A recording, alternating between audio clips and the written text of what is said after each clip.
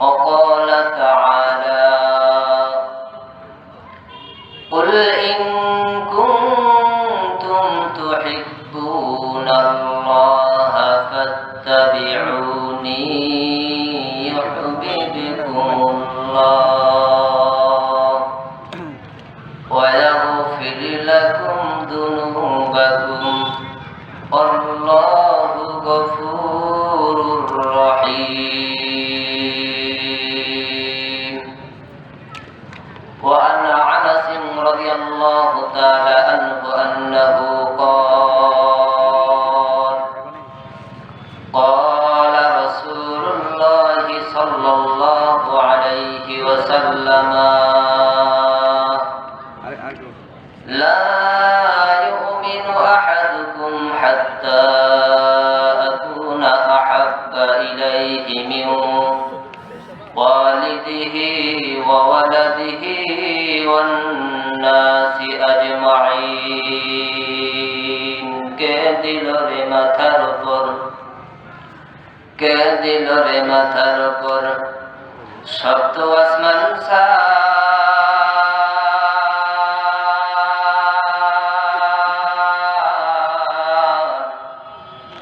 কে দিল রে পাখির কণ্ঠে মিষ্টি মধুরতা, কে দিল রে আকাশেতে, কে দিল রে আকাশেতে সূর্য গ্রহ তারা,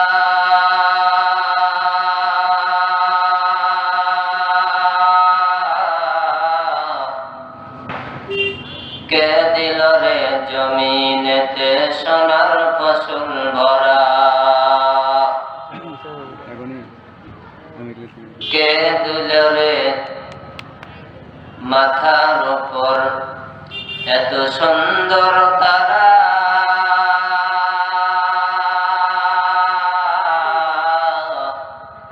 কে দিল রে জমিনেতে সোনার ফসল ভরা। কার ইশারায় বুলবুলিরা, কার ইশারায় বুলবুলিরা গায়ে মিষ্টি মধুর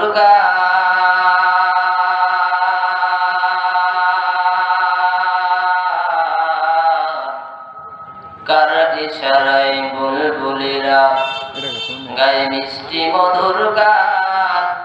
চিন্তা করে দেখো মানুষ এ আল্লাহ তাআলার দান।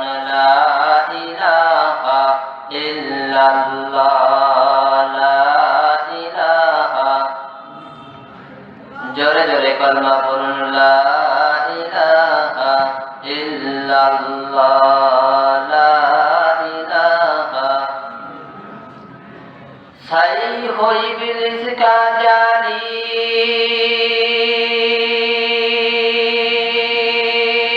जादू टोना के देना मोमिन का है सब दुनिया का फेतना।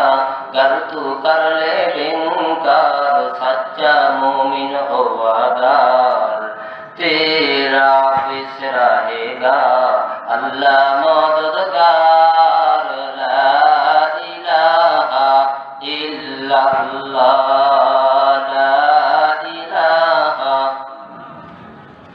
لا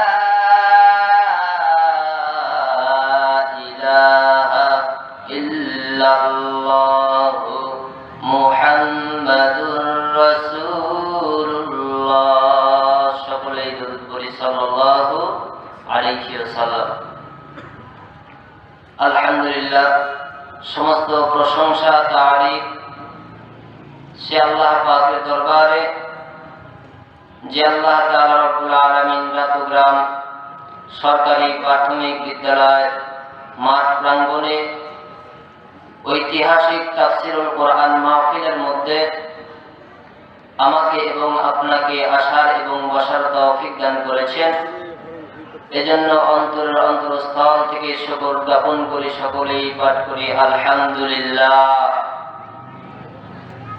অতঃপর লক্ষ কোটি দুরূদ ও সালাম সারওয়ারে কায়নাত বিশ্ব মানবতার মুক্তির দূত রাসূল আরবি সাল্লাল্লাহু আলাইহি ওয়াসাল্লামের প্রতি সকলেই পাঠ করি সাল্লাল্লাহু আলাইহি ওয়াসাল্লাম। সম্মানিত হাজিরিন, সামান্য কিছু সময় আপনাদের সামনে কোরআন এবং হাদিস থেকে দু চারটি কথা আপনাদের সামনে পেশ করব। আল্লাহ তাআলা রব্বুল আলামিন আমাকে যেন তৌফিক দান করে কোরআনের দু চারটি কথা আমলের নিয়তে বলার এবং শোনার তৌফিক দান করে। সকলে বলেন আল্লাহুম্মা আমিন। আর জোরে বলেন আল্লাহুম্মা আমিন। সম্মানিত হাজিরিন, কালামুল্লাহ শরীফ থেকে আমি একটি আয়াতে কারিমা তেলাওয়াত করেছি। রাসূলুল্লাহ সাল্লাল্লাহু আলাইহি ওয়াসাল্লামের অসংখ্য অগণিত হাদিসের মধ্যে থেকে একটি হাদিসের টুকরা তেলাওয়াত করেছি। আল্লাহ তাআলা রব্বুল আলামিন কালামুল্লাহ শরীফের মধ্যে বললেন, নবী গো, পৃথিবীর মানুষদেরকে আপনি বলে দেন, যদি আমি আল্লাহ তাআলাকে যদি পাইতে চাই, যদি আমাকে মহব্বত করতে চাই, ভালোবাসতে চাই, তাহলে আপনি নবীকে যেন বেশি করে ভালোবাসে। বলুন সুবহানাল্লাহ। ভাইরা আমার, বন্ধুরা আমার, গভীর মনোযোগ। আমার আল্লাহ বলেন, কুল ইন কুনতুম তুহিব্বুনাল্লাহা ফাত্তাবিউনি ইউহিব্বুকুমুল্লাহু ওয়া ইয়াগফির লাকুম যুনুবাকুম আল্লাহু গফুরুর রহিম। আল্লাহু আকবার। আমার গ্রামের বাবাজিরা,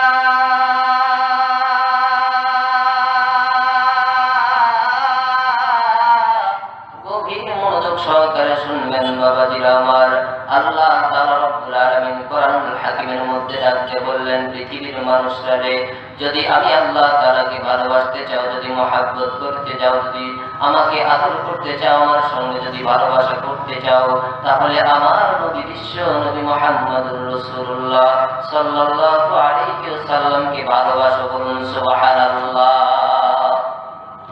আমার বাবাজিরা, আমার আল্লাহ তাআলা কোরআনুল কারীমের মধ্যে কথা বললেন, বিশ্ব নবী মুহাম্মদুর রাসূলুল্লাহ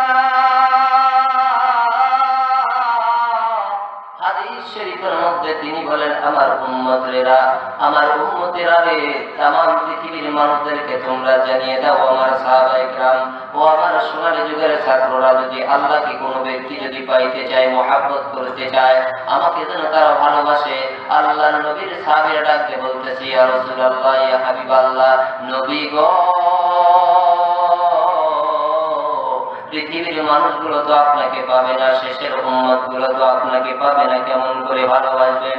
আমার নবী ডাকতে বলতেছে, আমার সাহাবীরা, কিয়ামতের পূর্ব মুহূর্তে সময় যে সমস্ত উম্মতগুলো পৃথিবীর জমিনে আসবে, এই উম্মতরা যদি আমার সুন্নতকে আঁকড়ে ধরতে পারে, আমার সুন্নতকে ভালোবাসতে পারে, আমি রাসূলকে ভালোবাসা হয়ে যাবে। জোরে বলুন সুবহানাল্লাহ। আর জোরে জোরে বলুন সুবহানাল্লাহ। ও বন্ধুরে, পৃথিবীর জমিন থেকে আমার নবী চলে গেছে, কিন্তু নবী চলে গেছে বন্ধুরে, নবীর আদর্শটা পৃথিবীর জমিনের মধ্যে কিয়ামত পর্যন্ত থাকবে। ও বন্ধু, কেন কোরআন মানবেন না, কেন হাদিস মানবেন না, কেন রাসূলকে ভালোবাসবেন না? আমার আল্লাহ ডাকতে বলতেছে, পৃথিবীর জমিনের মানুষদেরকে আমি বড় মহব্বত করে, বড় আদর করে, বড় ভালোবেসে পৃথিবীর জমিনে মানুষকে প্রেরণ করেছি।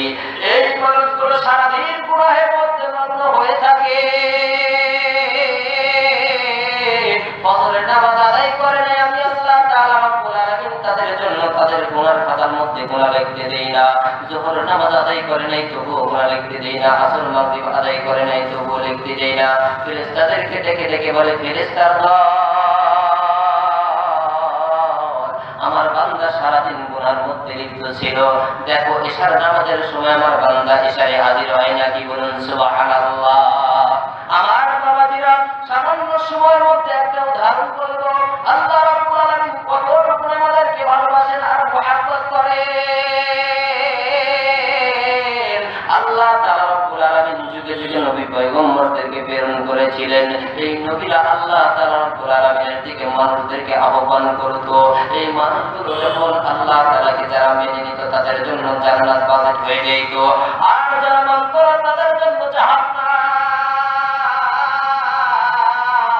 আমার আল্লাহ তাআলা রব্বুল আলামিন এই নবীদের ধারাবাহিকতার সঙ্গে আল্লাহ তাআলা একজন নবী প্রেরণ করেছিলেন। নাম আপনারা সকলেই জানেন, হযরত নূহ আলাইহিস সালামের নাম আপনারা জানেন নাকি সবাই? হযরত নূহ আলাইহিস সালামের নাম আপনারা সবাই জানেন। নূহ আলাইহিস সালামকে আল্লাহ তাআলা পৃথিবীর জমিনে প্রেরণ করলেন দিনের দাওয়াত দেওয়ার জন্য, আল্লাহর পথে ডাকার জন্য। এই মানুষগুলো যখন নূহ আলাইহিস সালামের দাওয়াতে সাড়া দিলেন না, এই মানুষগুলো আল্লাহ তাআলা রব্বুল আলামিনের ডাকে সাড়া দিলেন না, তারা নিজের পথে চলা শুরু করে দিলেন। হযরত নূহ আলাইহিস সালাম তিনি এক সময় নূহ আলাইহিস সালাম যখন মানুষদেরকে দাওয়াত দেওয়া শুরু করলেন, মানুষগুলো তো দাওয়াত কবুল করলই না, বরং উল্টো বিপরীত খাটলো। নূহ পয়গম্বরকে বেশি বেশি মারধর করলো, নির্যাতন করলো, জুলুম করলো। আল্লাহর কাছে পয়গম্বর নূহ আলাইহিস সালাম দোয়া করলেন, মাবুদ গো, এই মানুষগুলো তো আপনার কলমার দাওয়াতকে পছন্দ করে না, এরা বরং আমাকে আরো উল্টো মারধর করে, নির্যাতন করে। আল্লাহ তাআলা বললেন, পয়গম্বর তাহলে কি করব? পয়গম্বর বললেন, এদেরকে তুমি ধ্বংস করে দাও। একটু কলমা পড়ুন, লা ইলাহা ইল্লাল্লাহ, লা ইলাহা ইল্লাল্লাহ। আসমানে আল্লাহ, জমিনে আল্লাহ, আসমানে আল্লাহ, জমিনে আল্লাহ, কবরে আমার আল্লাহ, লা ইলাহা, জোরে লা ইলাহা ইল্লাল্লাহ, লা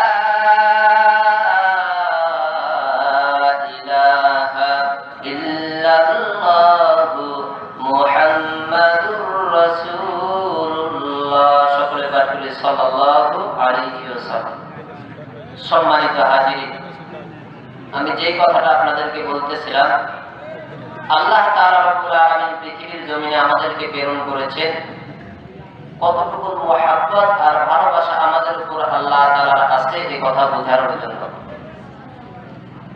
আল্লাহ আমাদেরকে যে কতটুকু ভালোবাসেন আর মুহাব্বত করেন এ কথা বোঝার জন্য যদি নিজেকে নিজে প্রশ্ন করি, তাহলে নিজেই প্রশ্নের উত্তরটা পেয়ে যাব।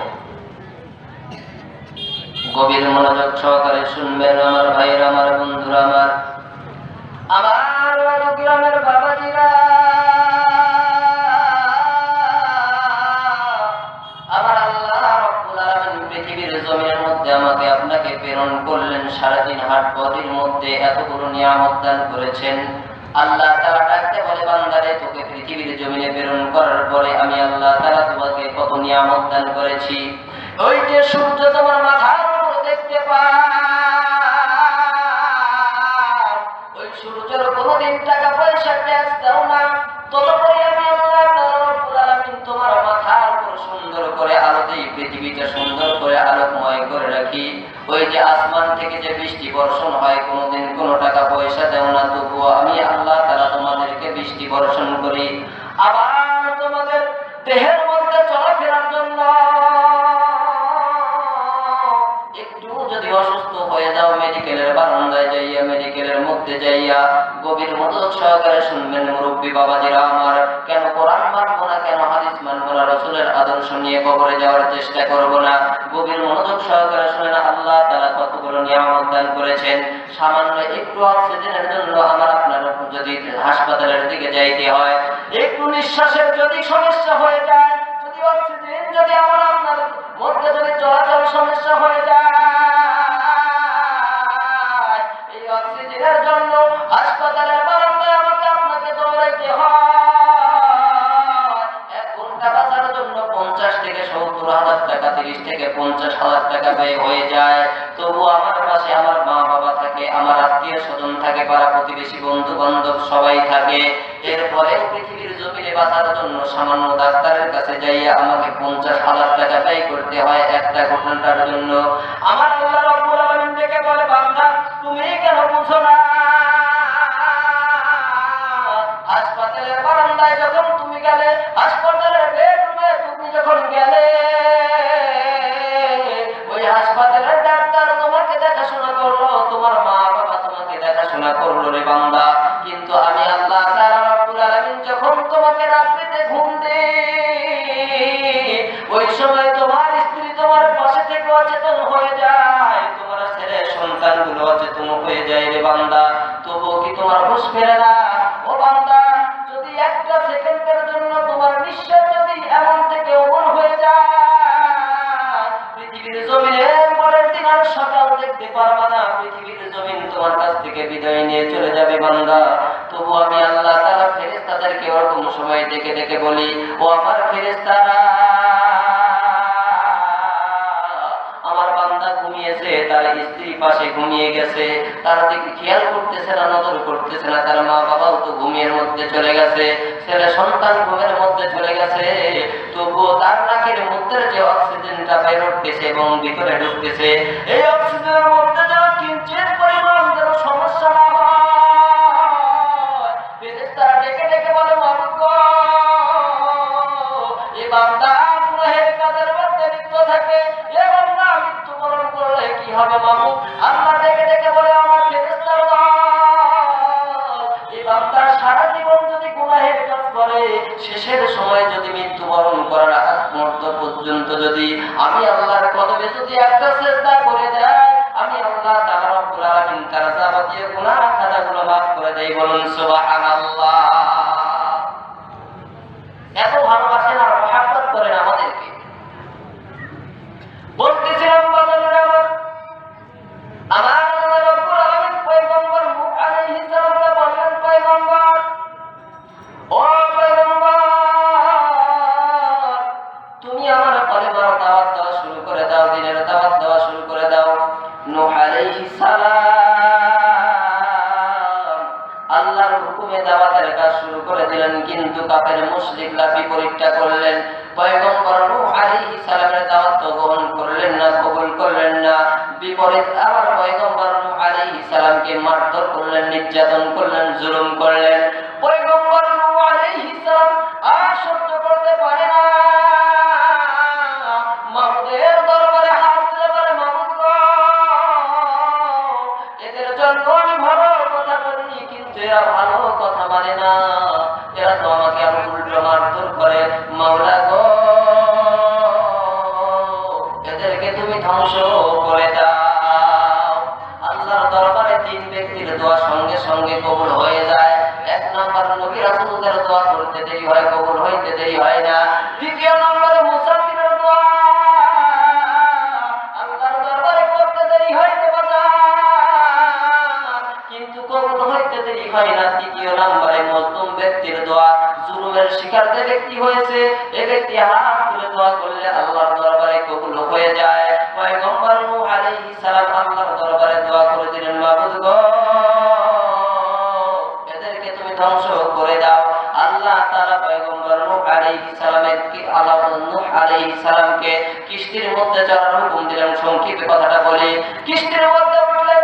আল্লাহ তাআলা মহান আগুন দিয়ে পয়গম্বর নূহ আলাইহিস সালামের জামানার কাফের মুশরিক বেঈমানদেরকে ধ্বংস করে দিলেন। গোটা পৃথিবীটা পানিতে ভরপুর, আর কোথাও কিস্তির বাহিরে কোথাও আর কোনো জনপদ বেঁচে নাই, কোনো মাখলুক বেঁচে নাই। যদিও দু চারটা থেকেছে, আল্লাহ তাআলার রহমতের দ্বারাই তারা বেঁচে আছে, সেটা ভিন্ন কথা। বাজান, আল্লাহ তাআলা রব্বুল আলামিন যখন দুনিয়াটা একেবারে মহাপ্লাবন দিয়ে ধ্বংস করে দিলেন, আল্লাহ তাআলা পয়গম্বর নূহ আলাইহিস সালামকে বোঝানোর জন্য বলতেছেন, ও পয়গম্বর, তোমাকে আমি আল্লাহ তাআলা নির্দেশ করলাম সুন্দর করে মাটি দিয়ে, পানি দিয়ে মাটির খামা তৈরি করো। যেমনি করে আমাদের মা বাবা, আমাদের মায়েরা ঘরের মধ্যে রুটি যখন বানাতে যায়, আটাগুলো যেমন পানি দিয়ে খামা তৈরি করে নেয়, পয়গম্বরকে নির্দেশ করা হয়, পয়গম্বর, সুন্দর করে মাটি এবং পানি দ্বারা তুমি সুন্দর করে খামা তৈরি করো। মাটির খামা তৈরি করা হয়ে গেল। আল্লাহ তাআলার পক্ষ থেকে জিবরাইল আলাইহিস সালাম এসে বললেন, পয়গম্বর, এইবার সুন্দর করে আপনি সুন্দর নানান রঙের হাড়ি পাতিল তৈরি করেন, কলস তৈরি করেন, পাত্র তৈরি করেন, গামলা তৈরি করেন, এরকম ভাবে নানান ধরনের হাড়ি পাতিল গুলো তৈরি করেন। আল্লাহর পক্ষ থেকে আপনাকে নির্দেশ করা হয়েছে। পয়গম্বর নূহ আলাইহিস সালাম সমস্ত হাড়ি পাতিল গুলো তৈরি করলেন, নানান রঙের হাড়ি পাতিল গুলো তৈরি করলেন। একটা দেখা যায় কলস তৈরি করেছে, আর একটা দেখা যায় ভাতের পাতিল তৈরি করেছে। অনেক রকমের যখন নানান রঙের জিনিসগুলো তৈরি করলেন, আল্লাহ ডাকতে বলে পয়গম্বর এই জিনিসগুলো সুন্দর লাগে না? যেমনি করে মানুষের পছন্দ হয়, যেমনি করে মানুষের আকৃষ্ট হয়, মানুষের চোখ কেড়ে খায়, তেমন সুন্দর করো, নানান রঙে রাঙাও। পয়গম্বর নানান রঙে রাঙালেন। রাঙানোর পরে এক একটা দেখা যায় এক এক রঙের গঠন দেখা যায়, এক এক সুন্দর লাগে, যেটার দিকে তাকানো যায় সেটাই যেন তার চোখ খেয়ে ফেলতেছে।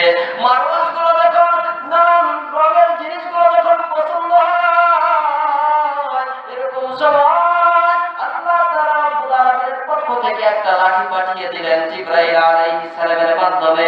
ডাকতে বলো নূহ পয়গম্বর, জিবরাইল তোমার কাছে এসে হাজির হয়ে গেছে পয়গম্বর নূহ, আল্লাহ তাআলার পক্ষ থেকে এসেছি। আপনাকে আল্লাহ তাআলা নির্দেশ দিয়েছে এই হাড়ি পাতিলগুলো আপনি ভেঙে ফেলে চুরমার করে দেন। পয়গম্বরের কথা শোনার পর ডাকতে বলতেছে জিবরাইল তুমি কি আমার সঙ্গে মশকরা করতেছো, আমার সঙ্গে আর কি ঠাট্টা করতেছো? পয়গম্বর ডাকতে বলতেছে জিবরাইল জানি এই হাড়ি পাতিলগুলো আমি কত কষ্ট করে কত পরিশ্রম করে তৈরি করেছি, আল্লাহ কেমনে বলবে যে হাড়ি পাতিলগুলো ভাঙতে? ডাকতে বলতেছে জিবরাইল যখন বৃষ্টি আসলে হাড়ি পাতিলগুলো সুন্দর করে ঘরের মধ্যে উঠায় রাখতাম যাতে ভিজে নষ্ট না হয়ে যায়। আবার যখন রোদ বের হইতো তখন সুন্দর করে লাইন লাইন করে সুন্দর সারিবদ্ধ করে আমি শুকাইতে দিতাম।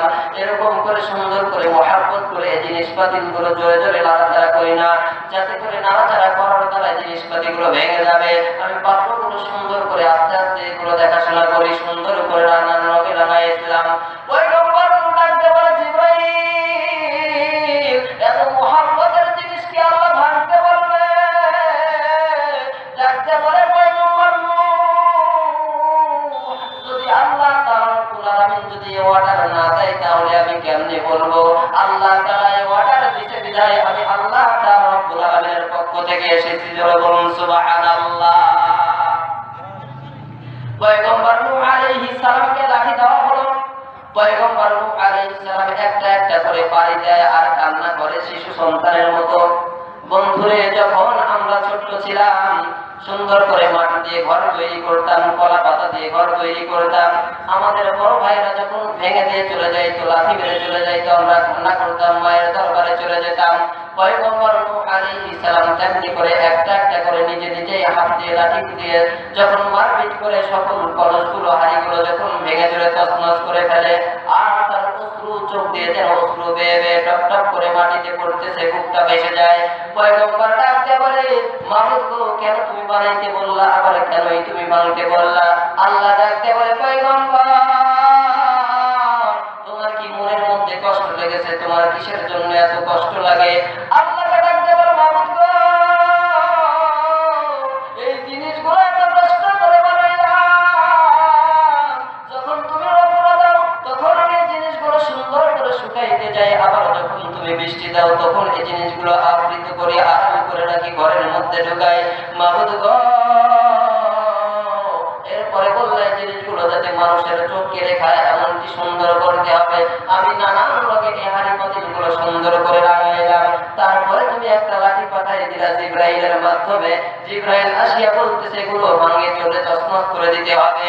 ও মাবুদ তোমার কি কারিশমা গো মাওলা, তুমি কি করতে চাও? আমার বুঝে আসে না মাওলা, তুমি কিসের জন্য এই কষ্ট আমাকে দিতেছো?